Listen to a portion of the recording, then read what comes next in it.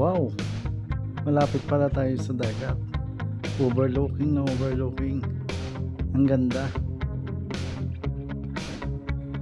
Ang ganda dito sa property. Ganda ng tanawin.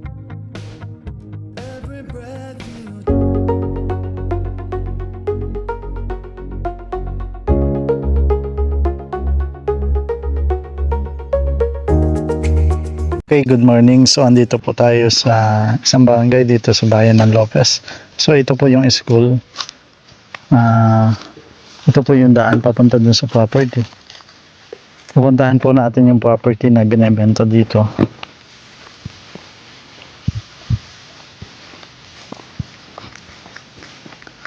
So, sabi ng aking site locator, almost 7 minutes po. Ang layo simula dito sa kalsada. Cemented pathway naman po yung dinadaanan.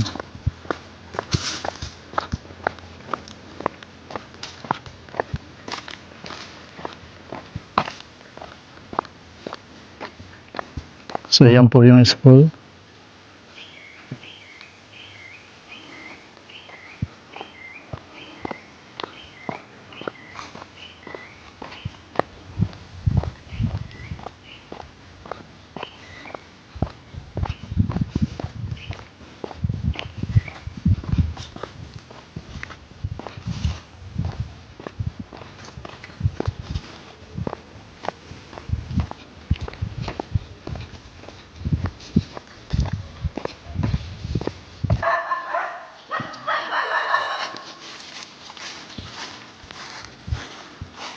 Minutes na tayo.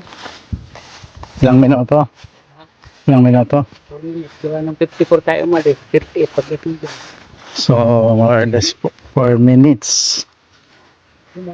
Yung lakad dun sa pathway. Tapos dito naman yung papunta na sa lote.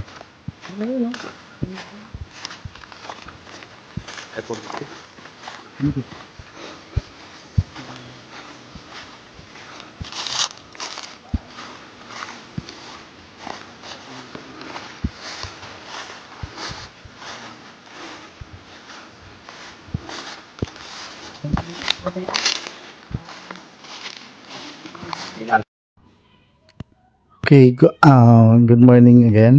So, andito na po tayo. Ito po yung dinadaanan natin. So, more or less, inabot po tayo ng 6 minutes po dun sa ating lakad. Ito na po yung start ng property, itong nyoga na ito. Kung mapapansin po ninyo, napakadami pong puno ng nyog dito na hindi pa katandaan, mga bata pa lang din. Mga 40 years old na daw po itong niyog na ito na tinitingnan po natin. So yan po ang hugis ng lote. Mayroon pong pantay at mayroon pong slightly hilly. Pero madami naman po siyang tanim. So yung iba naman pong puno ng nyog ay mas bata pa doon sa 40 years old.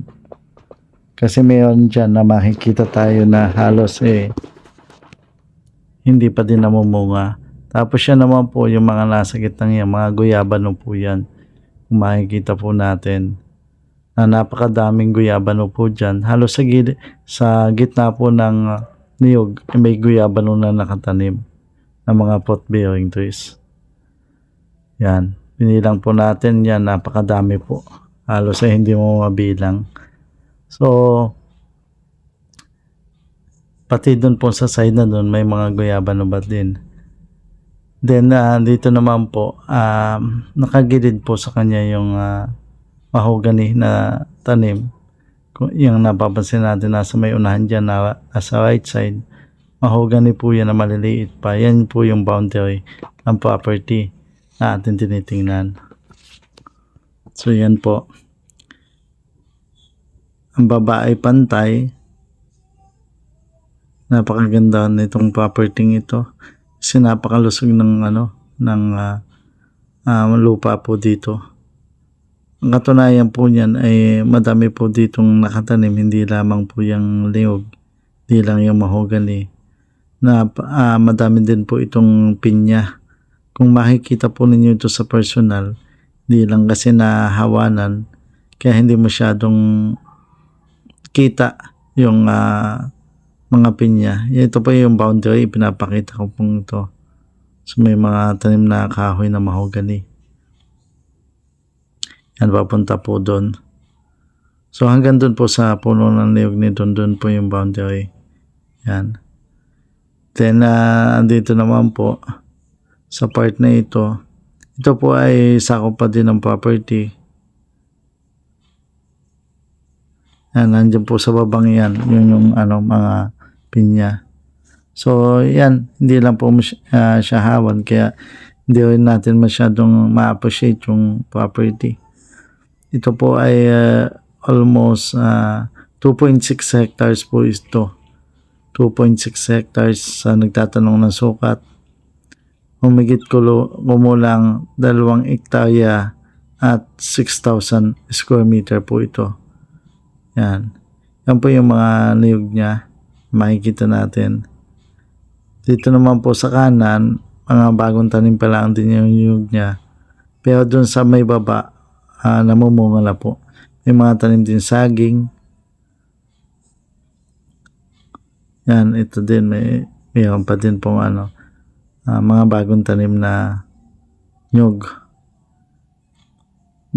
Kulang lang po siya sa alaga. So yung mga nainyanyahan ko po yung ating mga subscriber at saka yung hindi pa po nagsusubscribe sa aming YouTube channel. Nandito po tayo ngayon sa bayan ng Lopez. So may tinitingnan tayong property na humigit kumulang 2.6 hectares. Malapit po sa school. Ito po ay 6 minutes simula doon sa kalsada sa school na tinigilan natin yung lakad papunta dito sa property. So lahat yung nakikita natin ay included sa lote na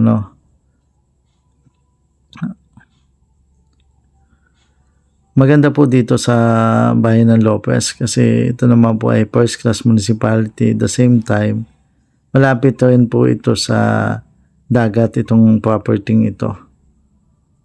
Yan nakikita natin yan sa may baba, included pa po yan.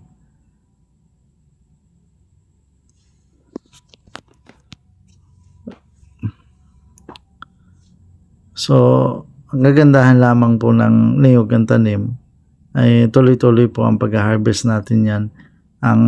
Dito po sa amin, every 2 months pwede ka pong mag-harvest. Pero nakadepende rin sa bunga ng niyog. Minsan kasi makakunti ang bunga. Kaya ang ginagawa ng iba, ginagawang 3 buwan or 6 months ang pagkaka-harvest. Depende po sa inyo kung gusto niyo mas madami ang inyong harvested. Pero pwede siya ng 2 months. Kaso, nakadepende talaga yan sa bunga. Katulad po ngayon na mataas po ang presyo ng kopra dito sa Quezon dahil nga po kukunti ngayon ang bunga. Pero sa ibang lugar po, katulad sa Laguna, nilalagyan po yun ng abono para tuloy-tuloy po yung bunga niya na maganda.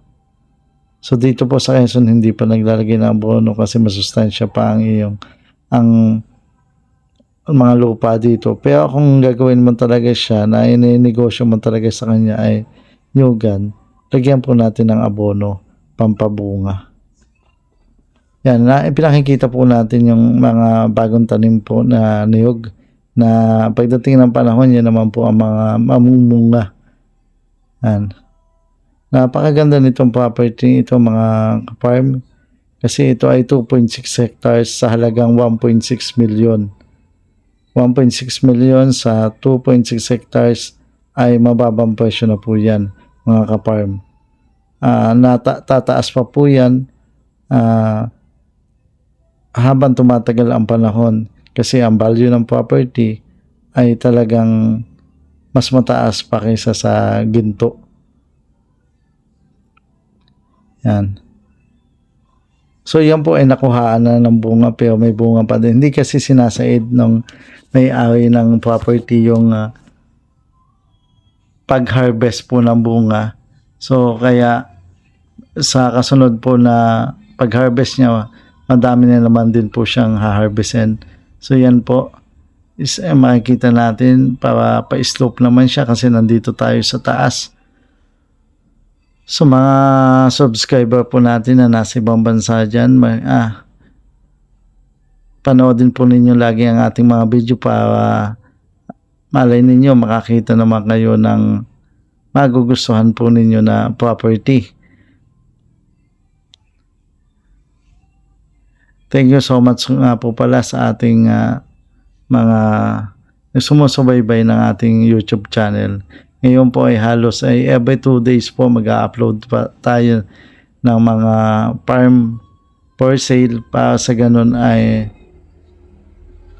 makita ninyo yung ating dedication at ang ating passion ay yung paghahanap ng mga property na abot kaya po katulad po nito.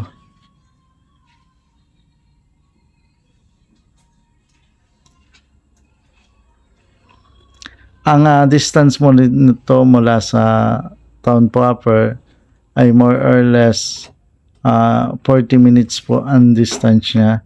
So simula po sa Manila kung tayo ay biyahe 6 hours and 40 minutes kasi 6 hours po yung hanggang town proper, 40 minutes naman po dito papunta sa lote. At may 6 minutes na lakad. Hindi naman po kalayuan yung 6 minutes kasi makikita naman natin na hindi naman ganoon ang nilakad natin. Andito nga po pala yung mohon, pinakita natin dito. So, kompleto naman po yung mga mohon nito. Kaya wala tayong problema dun sa shape o yung dun sa boundary po ng mga property. So yung doon sa mga client po namin, lagi ang sinasabi ko is bago ninyo bilhin, mas maganda na survey para sa ganun ay wala tayong maging problema sa boundary. Yan, wow, yan po ang dagat. Napakaganda po ng ambience dito kasi overlooking siya sa dagat at makikita naman ninyo. So malapit din po ito sa dagat. Simula dito mga 1 kilometer nandun na tayo sa dagat. So ito po yung view dito naman sa baba. So makikita natin talagang halos ay napakadami ng mga puno ng niyog.